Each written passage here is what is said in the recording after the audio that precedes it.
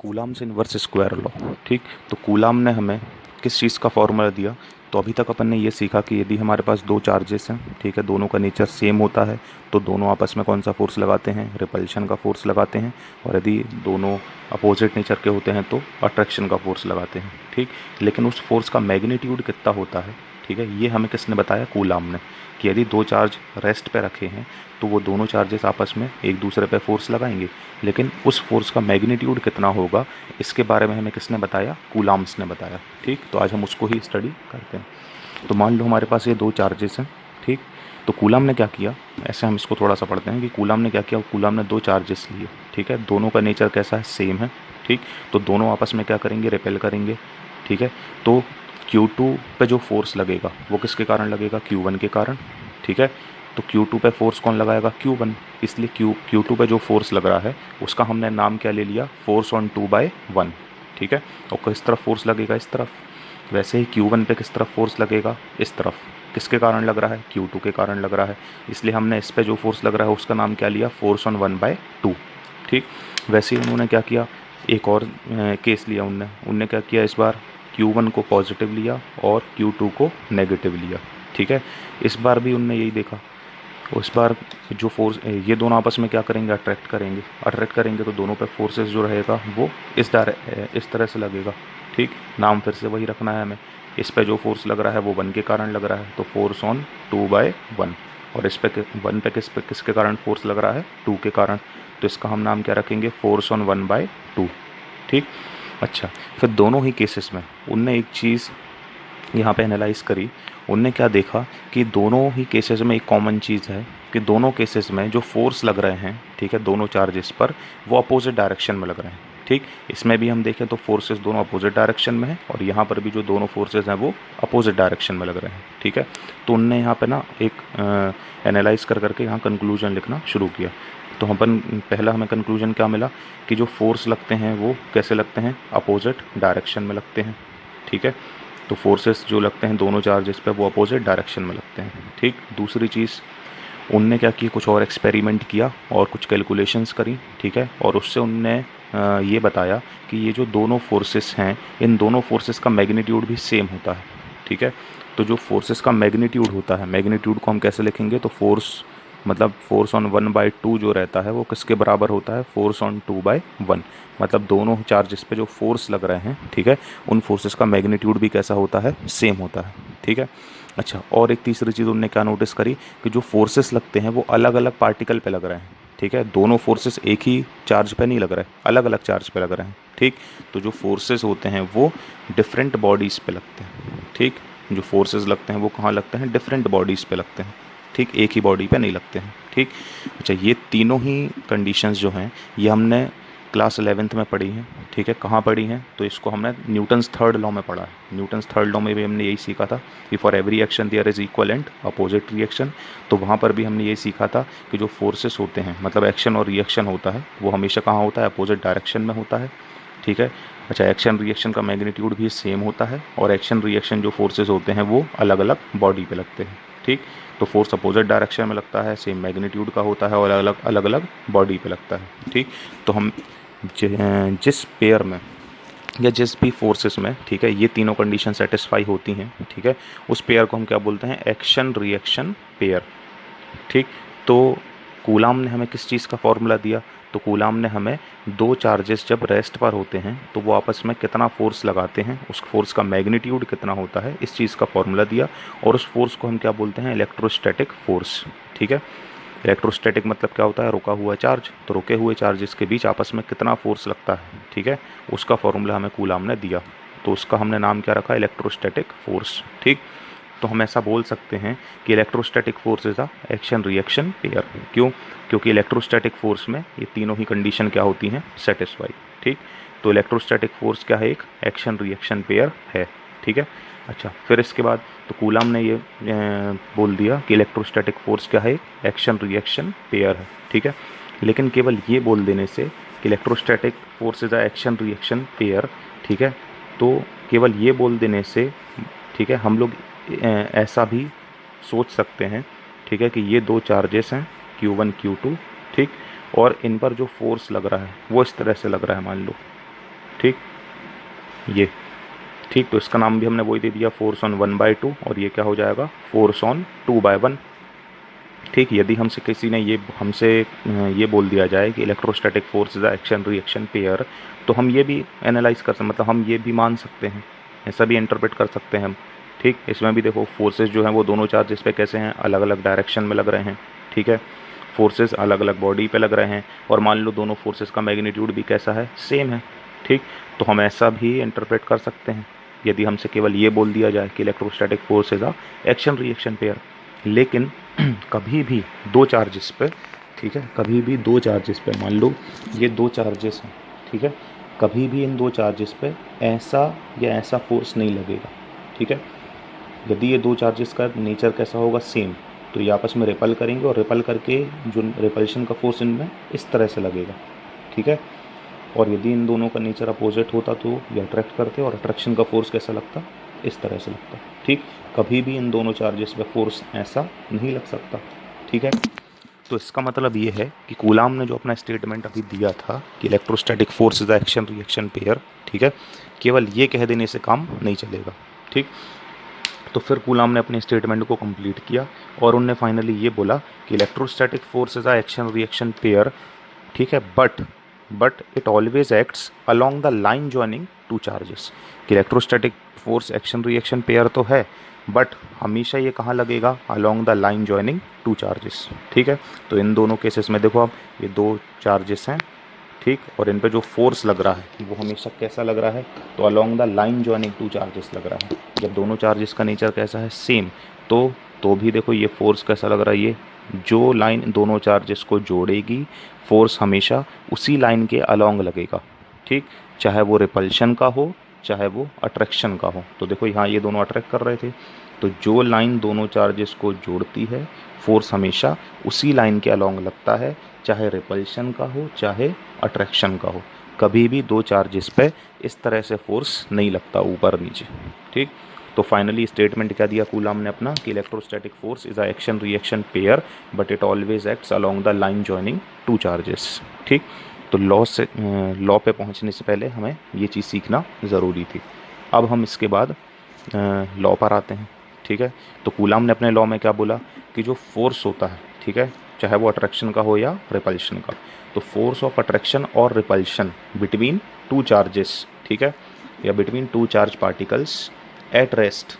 ठीक, चार्जेस का रेस्ट पे होना ज़रूरी है, क्योंकि कूलाम ने जो अपना फोर्स का फॉर्मूला दिया है वो रेस्ट चार्ज के लिए दिया है। ठीक, तो फोर्स ऑफ अट्रैक्शन और repulsion between two charge particle at rest is directly proportional to the product of magnitude of charges and inversely proportional to the square of distance between them.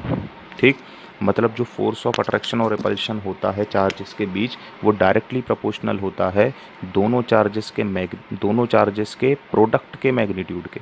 ठीक है, और इन्वर्सली प्रोपोर्शनल होता है उन दोनों charges के बीच का जो डिस्टेंस होता है उसके स्क्वायर के। तो मान लो ये दो चार्जेस हैं Q1 Q2, और इनके बीच का डिस्टेंस कितना है, R।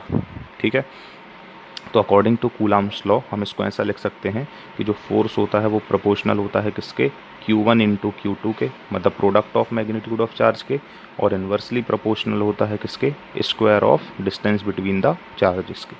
ठीक, अब यदि हम इन दोनों को कंबाइन करके लिख दें तो हमें क्या मिलेगा, F proportional to Q1 into Q2 by R का स्क्वायर।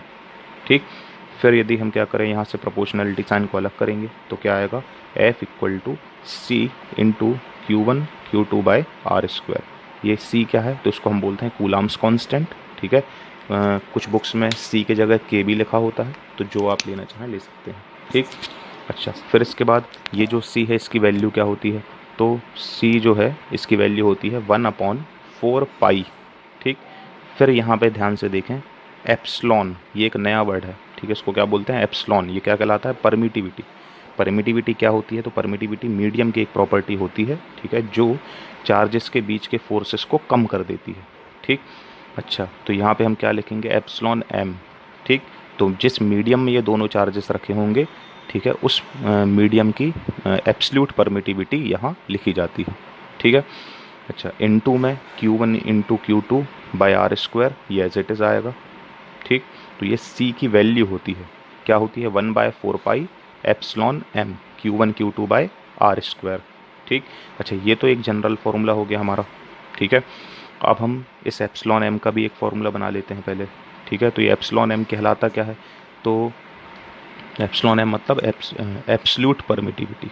ठीक, देखिए रिलेट एप्सिलॉन आर क्या होता है, रिलेटिव परमिटिविटी। रिलेटिव परमिटिविटी का फॉर्मूला क्या होता है, तो रिलेटिव परमिटिविटी का फॉर्मूला होता है permittivity of any medium to the permittivity of free space या वैक्यूम, ठीक है, या एयर। ठीक, तो एप्सिलॉन नॉट क्या है, permittivity of free space. Epsilon M क्या है, permittivity of any medium. Epsilon R क्या है, रिलेटिव परमिटिविटी। ठीक है, जिस मीडियम की रिलेटिव परमिटिविटी हमें निकालनी है, हम उस मीडियम की एब्सोल्यूट परमिटिविटी को फ्री स्पेस की परमिटिविटी से डिवाइड करेंगे। ठीक, तो हमें क्या मिल जाएगी, उस मीडियम की रिलेटिव परमिटिविटी मिल जाएगी। ठीक, इस रिलेटिव परमिटिविटी को डाइलेक्ट्रिक कांस्टेंट के नाम से भी जाना जाता है। ठीक, तो के क्या है, ये हमारा के है डाइलेक्ट्रिक कांस्टेंट। ये सारी चीज़ें हम आगे जाके पढ़ेंगे, डाइलेक्ट्रिक कांस्टेंट। ठीक, और एप्सिलॉन आर क्या है हमारा, तो एप्सिलॉन आर होता है रिलेटिव परमिटिविटी। ठीक, परमिटिविटी को भी हम आगे कूलाम्स लॉ के बाद डिस्कस करेंगे। ठीक, तो परमिटिविटी ये हो जाएगा। ठीक, और ऊपर क्या लिखा हमने, डाइलेक्ट्रिक कांस्टेंट। ठीक है, अच्छा अब हम यहाँ से चाहें तो हम एप्सिलॉन एम का फॉर्मूला बना सकते हैं। तो यहाँ से एप्सिलॉन एम का फॉर्मूला क्या बन जाएगा, तो एप्सिलॉन एम इक्वल टू आ जाएगा epsilon naught into epsilon R. तो ये हमारा काय का फॉर्मूला आया एप्सिलॉन एम का। तो यहाँ हम क्या करेंगे, एप्सिलॉन एम की वैल्यू रिप्लेस कर देंगे। तो क्या हो जाएगा, F equal to 1/4 pi epsilon naught into epsilon R, और बाकी as it is Q1 into Q2 by R का स्क्वायर। ठीक, अब हम क्या करेंगे, अब हम अपना फॉर्मूला जो रहेगा वो किसके लिए बनाएंगे, फ्री स्पेस, वैक्यूम या एयर के लिए। एक जनरल फार्मूला हम बनाएंगे पहले। ठीक है, तो जनरल फार्मूला बनाने के लिए हम यदि देखें तो यहाँ हमें क्या करना पड़ेगा, हमें एयर के लिए, देखिए एयर के लिए जो एप्सिलॉन आर की वैल्यू होती है, ठीक है, या फ्री स्पेस या वैक्यूम के लिए जो एप्सिलॉन आर की वैल्यू होती है वो होती है 1। ठीक है, कैसे आया है 1, तो हमें क्या करना है, अब हमें एयर की ही रिलेटिव परमिटिविटी निकालना है।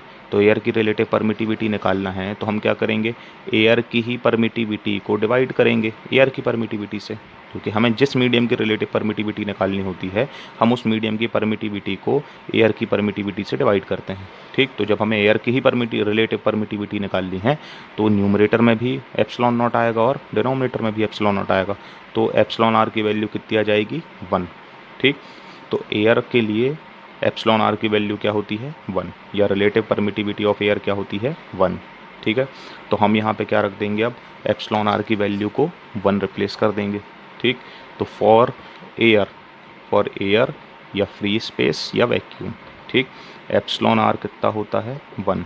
तो हमारा फॉर्मूला क्या आ जाएगा, F equal to 1/4 pi epsilon naught, क्योंकि एप्सिलॉन आर क्या हो गया 1, और इनटू में Q1 Q2 बाय आर का स्क्वायर। ठीक, अब ये जो 1/4 पाई एप्सिलॉन नॉट लिखा है इसकी वैल्यू होती है 9 × 10⁻⁹। ठीक, बाकी एज इट इज़ हम लिख देंगे Q1 × Q2 by R square. तो जनरली हम सारे क्वेश्चंस किसके लिए सॉल्व करते हैं, फ्री स्पेस, वैक्यूम या एयर के लिए, इसलिए हमने अपना अलग से एक फॉर्मूला बना लिया कि एफ इक्वल टू क्या होता है, 9 × 10⁻⁹ Q1 Q2 by R square. ठीक है, या फॉर्मूला आपको क्या याद रखना है, 1/4 pi epsilon naught Q1 Q2 by R square. ठीक है, इसको हम ऐसा भी लिख सकते हैं चाहें तो हम कि एफ इक्वल टू क्या होता है, तो एफ इक्वल टू होता है C × Q1 Q2 by R square. ये C क्या है, तो 1/4 पाई एप्सिलॉन नॉट। ठीक है, तो हमें ये क्या मिला, इलेक्ट्रोस्टैटिक फोर्स का फॉर्मूला मिला। किसने दिया ये फॉर्मूला हमें, तो कूलाम ने दिया। ठीक है, तो कूलाम ने हमें क्या क्या बताया कि जो फोर्स होता है वो डायरेक्टली प्रोपोर्शनल होता है किसके, Q1 Q2 के इन्वर्सली प्रोपोर्शनल होता है आर स्क्वायर के। ठीक, दोनों को हमने कंबाइन करा, फिर हमने यहाँ से प्रोपोर्शनलिटी से आने लग किया तो एक कांस्टेंट आया। इस कांस्टेंट को हम क्या बोलते हैं, कूलाम्स कांस्टेंट। ठीक, इसकी वैल्यू क्या होती है, 1/4 पाई एप्सिलॉन, ये ई के जैसा बनाया जाता है। ठीक है, तो 1/4 पाई एप्सिलॉन एम। ठीक, बाकी as it is Q1 Q2 by R square. ये एप्सिलॉन एम क्या है, तो एप्सिलॉन एम क्या कहलाता है, परमिटिविटी ऑफ मीडियम, ये मीडियम की प्रॉपर्टी होती है। ठीक, अच्छा इसका हमने फॉर्मूला भी देखा थोड़ी देर पहले, तो एप्सिलॉन एम का फॉर्मूला क्या होता है, epsilon naught into epsilon R. Epsilon naught क्या है, तो absolute permittivity of air. Epsilon R क्या है, तो रिलेटिव परमिटिविटी ऑफ एयर। ठीक है। अच्छा, फिर इसके बाद तो relative permittivity of any medium. ठीक। अच्छा, यदि हम एयर के लिए लिख रहे हैं तो फिर ये क्या हो जाएगा, एप्सिलॉन एयर के लिए एप्सिलॉन आर की वैल्यू क्या होती है, 1 कैसे होती है वो भी हम देख चुके। ठीक। अच्छा, फिर इसके बाद जब हम इस वैल्यू के यहाँ रिप्लेस करेंगे तो हमें एक जनरल फॉर्मूला क्या मिल जाएगा एयर के लिए, 1/4 pi epsilon naught Q1 Q2 by R square. ठीक। अच्छा, अब इस फॉर्मूले में, हमारे इस फॉर्मूले में जो भी चीज़ें आ रही हैं, ठीक है, वो क्यों आ रही हैं, तो हमें पता है कि जो दो चार्जेस के बीच का फोर्स होता है वो इन दोनों चार्जेस के मैग्नीट्यूड पे डिपेंड करता है। तो देखो ये मैग्नीट्यूड आ रहा है, ठीक है, हमारे फॉर्मूले में। और किस पे डिपेंड करता है, तो दोनों चार्जेस के बीच के डिस्टेंस पर भी डिपेंड करता है। ठीक। ठीक। अच्छा, फिर इसके बाद यहाँ ये एप्सिलॉन नॉट आ रहा है। ये एप्सिलॉन नॉट क्या है, तो ये परमिटिविटी कहलाती है। ठीक है, परमिटिविटी है क्या, तो परमिटिविटी मीडियम की ही एक प्रॉपर्टी होती है। मतलब दो चार्ज के बीच का जो फोर्स होता है वो इस पर भी डिपेंड करता है कि दोनों चार्जेस के बीच कौन सा मीडियम रखा हुआ है। ठीक। यदि मान लो दोनों चार्जेस जो है वो फ्री स्पेस में रखे हैं तो इनके बीच का फोर्स कुछ और होगा, और यदि मैं इन दोनों चार्जेस को वाटर में रख दूंगा तो इन दोनों के बीच का फोर्स चेंज हो जाएगा। ठीक। मतलब दोनों चार्जेस के बीच का जो फोर्स होता है वो मीडियम पर भी डिपेंड करता है। इसलिए मीडियम की एक प्रॉपर्टी यहाँ पर फॉर्मूले में आ रही है। ठीक। और क्या आ रहा है फॉर्मूले में, 4 पाई आ रहा है। तो अभी 4 पाई क्यों आ रहा है, क्योंकि जो कूलाम ने फार्मूला बनाया था, ठीक है, इलेक्ट्रोस्टैटिक फोर्स का, वो पॉइंट चार्जेस के लिए बनाया था। ठीक है। और जो पॉइंट चार्जेस होते हैं, मतलब पॉइंट का जो शेप होता है वो कैसा होता है, स्फेयर या स्फेरिकल शेप होता है। और एक स्फीयर जो होता है, एक स्फीयर की पूरी सरफेस कितना एंगल बनाती है, 4 पाई का। जैसे एक लाइन है तो लाइन कितने डिग्री का एंगल बनाती है, 180 डिग्री का एंगल बनाती है लाइन। सर्कल कितने डिग्री का एंगल बनाता है, 2 पाई। वैसे ही स्फीयर जो होता है वो कितने डिग्री का एंगल बनाता है, 4 पाई। इसलिए यहाँ पे क्या आ रहा है, 4 पाई आ रहा है। ठीक। तो ये था कूलाम्स इलेक्ट्रोस्टैटिक फोर्स का फॉर्मूला। किसने बताया हमें ये फॉर्मूला, कूलाम्स ने। ठीक है। तो याद क्या रखना है मेन, एक और चीज़ कि इलेक्ट्रोस्टैटिक फोर्स जो होता है वो एक्शन रिएक्शन पेयर होता है, but it always acts along the line joining two charges. ठीक है। और फोर्स की यूनिट क्या आएगी यहाँ पे, न्यूटन।